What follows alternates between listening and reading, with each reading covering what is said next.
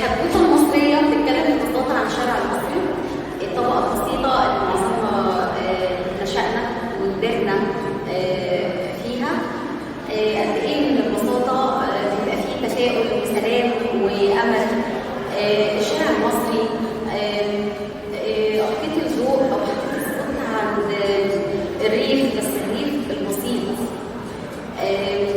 الحدوته المصريه هي احنا، هي حسيت في كل امرأة بتقوم بدور بطولة في رأس معينة.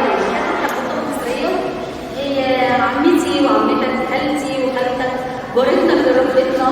فالحدوتة المصرية هي احنا، هي كل مصري.